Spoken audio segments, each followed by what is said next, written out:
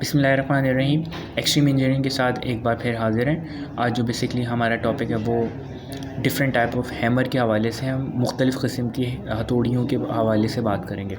तो सबसे पहले हमारे पास क्लॉ हैमर आता है। ये हैमर जो होता है बेसिकली ये मोस्टली यूज़ होता है जो नेल होती हैं, कील्स जो होती हैं उनको लगाने के लिए यूज़ होता है और निकालने के लिए भी इसको यूज़ किया जाता है। इसका एक एंड जो होता है वो तो बिल्कुल फ्लैट होता है जिससे आप कील्स को लगा सकते हैं नेलों, और दूसरा जो एंड होता है वो कर्व होता है एज अ क्लॉ शेप में। क्लॉ बेसिकली एक पंजर की एक शेप में होता है जिसके बीच में आप कील को फंसा के निकाल सकते हैं।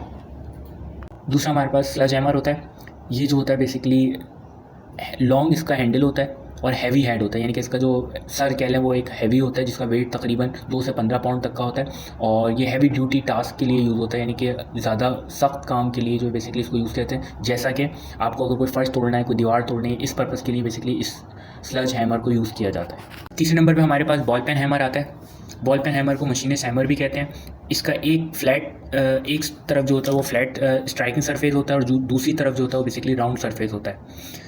इसको बेसिकली जो यूज़ करते हैं शेपिंग करने के लिए, मेटल को, किसी भी मेटल को अगर शेप करना है या ड्राइव पंच वगैरह करना है तो उस पर्पज़ के लिए बेसिकली इस हैमर को यूज़ किया जाता है। चौथे नंबर पे हमारे पास क्लब हैमर आता है। इसका जो शॉर्ट हैंडल होता है और हैवी हेड होता है। इसके ऊपर हेड जो होता है यानी कि उसका जो सर होता है वो हैवी होता है, तकरीबन अप्रॉक्सीमेटली 2 से 4 पाउंड तक का इसका वेट होता है इसका हेड। और ये लाइट डिमोलिशन के लिए यूज़ होता है, जैसे ब्रेकिंग अप कंक्रीट अगर आपको तोड़ना है, और ड्राइविंग चीज़ल यानी कि अगर चीज़ल चलानी है उसके ज़रिए, चीज़ल से मुराद छेनी है उसको कह रहे हैं, तो इस पर्पज़ के लिए आप क्लब हैमर यूज़ करते हैं। पाँचवें नंबर पे हमारे पास डेड ब्लो हैमर आता है। डेड ब्लो हैमर जो होता है वो हॉलो हेड होता है, उसका फिल्ड होता है, हॉलो खाली होता है अंदर से, मगर उसको फिल किया हुआ होता है किसी मेटल की शॉट से या सैंड भरी हुई होती है अंदर, रिड्यूस करने के लिए रिबाउंड या एब्जॉर्ब शॉक, या समझ लें एब्जॉर्ब शॉक के लिए यूज़ करते हैं। अच्छा, इसको यूज़ करते हैं मोस्टली डेलिकेटेड कुछ वर्क टास्क के लिए यूज़ करते हैं, जैसे ऑटोमोबाइल को रिपेयर, ऑटोमोटिव को रिपेयर करने के लिए, और एक प्रिसीजन जो असेंबली अगर आपको कोई बनानी है उस पर्पज़ के लिए बेसिकली इसको यूज़ किया जाता है। छठे नंबर पर बेसिकली हमारे पास मैलेट हैमर आता है। ये जो है एक वुडन हैमर होता है और इसका जो हेड होता है वो वुड का होता है या किसी रबड़ का होता है, और इसका हैंडल जो होता है वो बेसिकली शॉर्ट होता है। ये वुड वर्किंग के लिए यूज़ होता है बेसिकली, और स्ट्राइक करने के लिए, यानी कि चीज़ल पे स्ट्राइक करने के लिए या किसी अदर टूल को यूज़ करने के लिए।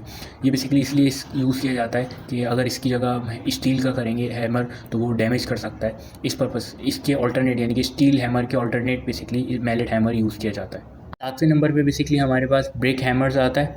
ब्रिक हैमर जो है बेसिकली वो ब्रिक्स की यानी कि ईंटों की कटिंग करने के लिए यूज़ होता है, और इसका जो दूसरा एंड होता है वो नेल को यानी कि कीलों को लगाने के लिए यूज़ होता है। और आठवें नंबर पे हमारे पास टैक हैमर आता है। ये जो होता है हैमर, ये बेसिकली स्मॉल हैमर होता है और लाइट वेट इसका जो होता है हेड होता है। ये ड्राइव करने के लिए यूज़ करते हैं हम स्मॉल नेल्स, यानी छोटी जो कीलें वगैरह होती हैं, टैक्स हो गए, पिंस वगैरह, और ब्रेड्स इनटू वुड अगर वुड में लगानी है, और अदर सॉफ्ट मटेरियल के लिए बेसिकली इस टैक हैमर को यूज़ किया जाता है।